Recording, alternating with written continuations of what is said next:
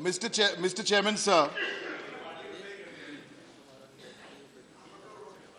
different people have reacted differently from the time this announcement was made by our Honorable Prime Minister himself on the 8th of November at 8 p.m. Some people, after hearing this announcement and being part of the order that made this announcement, have quoted Bob Dylan. Some people, the same people who've quoted Bob Dylan, have also conducted polls on their mobile app to tell them 93% are very happy with them. And the same people have done, or the same, our Honorable Prime Minister, there are different ways to react to that. And some people also feel so grieved that crocodile tears are also shed. But I want to first begin my submission today by quoting word to word what one person said or started saying within 1.5 hours of this announcement. I've got a quote.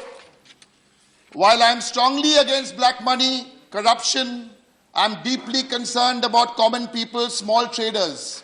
How will they buy essentials tomorrow? This is financial chaos, disaster let loose on the common people of India. The Prime Minister could not get the promised black money from abroad, hence so much drama.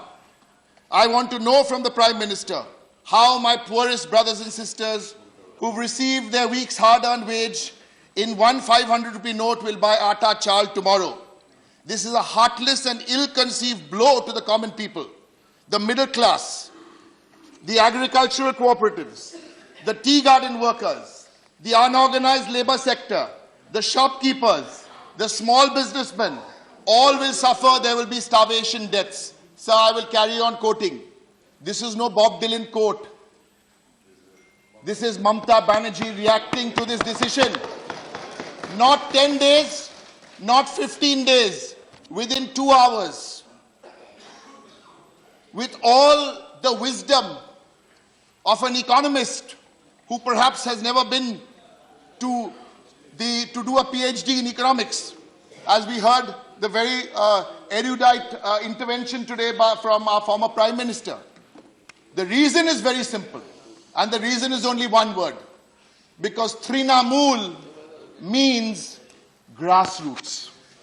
Grassroots.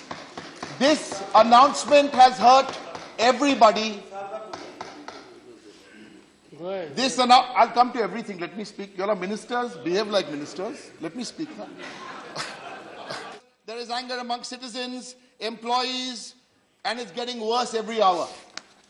So the point here is not who said it first or who said it second. The point here is, as we stand here today, there are 14 or 15 opposition parties today who are 16 opposition parties. Now it's no more a solo voice. It is now a chorus of the people. It is a chorus of the people, sir.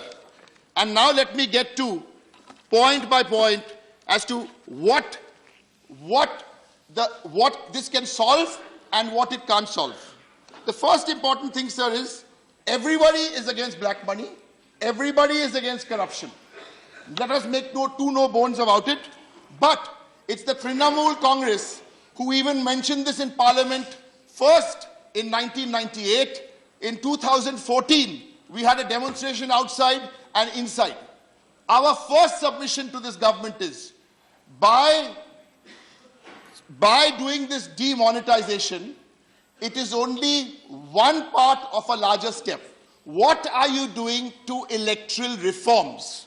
Because today, electoral reforms is a very, very big issue. 80% of donations which are received by political parties today are from unknown sources. So what are you trying to present by saying this will solve the problem? Point number two, sir. This is point number two, sir. 6% is the black money composition? What about the other percent? What about the gold? What about the real estate? You'll tell me you brought the Benami bill. Sir, let us move on. Let us move on, sir, because we call this the big black scandal. We call this, Mamata Banerjee called this the big black scandal. She said this is a black political decision. She said this is anti-commoner. She said this is a desperate attempt to start a black mechanism. It's very grim, sir, and people are suffering. After this, since it wasn't an ego battle, we offered some concrete suggestions.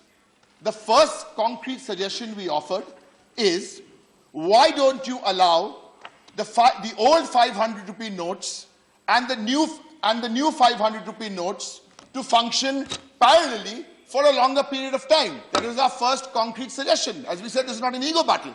Number two, we said to print more small currency notes. To print more small currency notes. And that brings me to the point, sir, about secrecy. Now, this government has been saying we had to do all this because we had to keep it secret. Two questions to the government. If you had to keep it secret, what prevented you from printing for the last 1 year 100 rupee notes? No one would have suspected. You keep printing 100 rupee notes and no one would have suspected. Mr. Jaitley, you're squirming in your seat, maybe you're turning up your face, but why didn't you print more 100 rupee notes? Perhaps because even you didn't know that when this announcement was going to be made. Because 100 rupee notes is one. Next, the government tells us we printed more 2,000 rupee notes because we were taking out 85% of the currency, so we needed to quickly put this currency back. It doesn't work. Sir, it doesn't work. And I'll tell you, sir, the interesting thing here, secrecy cannot be the excuse for putting people in pain. If it was so secret, then when you were doing the spectrum auctions, why didn't you at that time plan that you have to reach out with telephony to villages? Today, we are talking about 4 out of 5 villages in India, sir, don't have a bank. Sir, I want to tell you a story without mentioning names. I was talking to a minister, very good minister in the government. I will not mention his name. And he tells me, what's the problem? I buy my vegetables on plastic. I buy my sabzi on plastic. I do my laundry on plastic. So I was looking at him. I was amazed. Of course, plastic is in use. But there are some basic issues about plastic which don't work. 95% of the debit cards in India, Mr. Finance Minister, your figures, 90% of the debit cards in India are used for what? They are not used to buy anything. They're only used to withdraw money from the bank. I think it's a mindset issue. And the problem here is the mindset gets continued. Because after you do all this, again you run a poll yesterday, some WhatsApp poll, which says 92% are happy. Which 92% are happy? Who are you keeping happy? Sir, these are not my numbers, sir. Government numbers. 1 out of 5,000 people have a credit card. 5 out of 1,000 people have a debit card. 4 out of 5 villages in India don't have a bank. We all want to get to a cashless society. We all want to get to a cashless society. But before you get to a cashless society, sir, you can't be in Lululand. If you're in Lululand, look what you've done. You have made 24 changes from the time of the announcement. Now, every time we say you make a change, you say, no, this is to recalibrate it. The same finance minister, 4 days after the announcement, or 5 days, said 100% good, 100% implementation. Sir, black money and white money. The system in India here, sir, is there is a black and a white. No, sir. This is a flowing economy. We need to understand this. I get a salary of 400 rupees. That's why it's totally impractical. I get a salary of 400 rupees, which I withdraw from my bank account, and I use it, let's say, to buy chewing gum and soft drinks into a panwala. So he takes the money, out of the 400 rupees I spend, he spends 300 rupees paying back the retail chain, whoever the manufacturer is. So he takes my white money, takes it and pays the retail chain. So he pays 300. The other 100 he buys for 80 rupees palm leaves. Now, he buys palm leaves from the farmer who sold it to someone. So that is black money. My white money has become black. It's not bad. But there is no watertight compartment between black money, there's a white money. The way our economy is designed, there is a complete flow between black and between white. And this is why implementation is being made, sir, such a problem. Sir, a prominent economist spoke to me, spoke just before me here.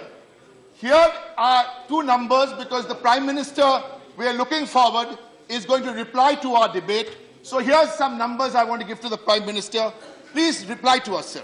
We are saying that GDP per day is 45,000 crores. Of this, 59% is private consumption or on household financial expenditure, which is about 27,000 crores. 87% of this is cash. That's about 24,000 crores. So my question is, if it's 24,000 cash and it's been 15 days, my submission is, and challenge my figure, we have lost 3,75,000 crores of GDP in the last 15 days. This is not only about an ATM inconvenience. This is not only about an ATM inconvenience, because the same people are also telling us that terrorism, people have made this point before, 0.2% of India have 0.02% have fake currency. So what do you do to the other 99.99 whatever percent? You penalize the whole country. Sir, this will not do. And this is also extremely important, sir, secrecy. Even when the atom bomb was dropped on August the 6th, 1945, yes, on the secrecy part, everything else was very good. But then you know what happened. Sir, there are movements. I have had the privilege of being a worker in some of these movements under Mamta Di.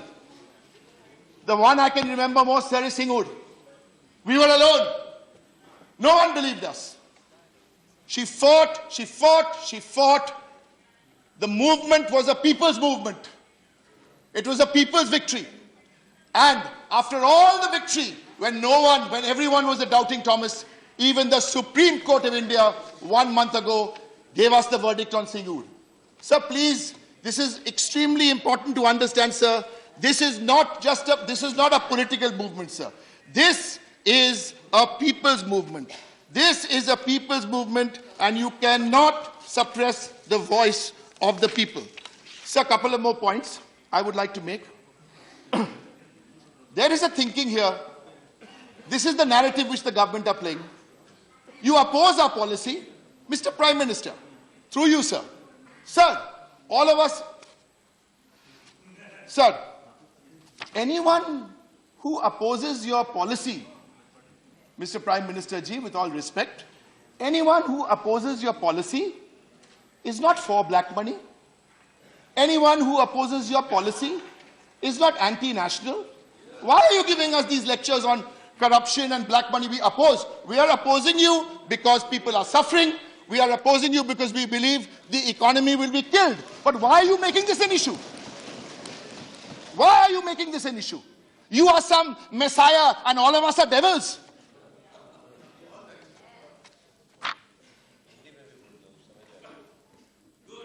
Sir, I have to say one thing. While we are fighting this battle on behalf of the people, I know and I get the confidence and the inspiration from Mamta Di to say this. Try as you may, through your agencies, to hustle and harass us. That will make us, give us more conviction to fight you with conviction. Do not, you please try and use them. And I can tell you one more thing. Any inquiry, do the inquiry. You want to do any inquiry, do the inquiry on anything. And if you find, even try and put Mamta Di in jail if you want. Try it. Try it. We are fighting you on an issue. We are bringing a people's issue today. Today I'm not here to stand and say, we are the first person. Please, please. I know what is happening. Please, please allow us to speak without any interruption, because you know this can be. Sir, talk to us about, come to the issues. Talk to us about price rise. What have you done? Talk to us about education. What have you done? Talk to us about unemployment. What have you done? These are the issues, sir. I've got all these figures here, but this is not the time to figure. Sir, I'm still saying this with all humility. This is not an ego battle. This is not about who reacted first to it. Please understand, we need to find a solution. We need to find a solution, and good that after 5 days of deciding not to listen to us, now you've come to listen to us. Please, in this spirit of humility, you listen to the next 22 speakers also. Then we will listen to your reply and also take our very simple suggestions. All we are saying is we need to find a solution. And the solution has to be found. We cannot find a solution with someone with hubris. What is hubris? Hubris is extreme self-confidence before nemesis.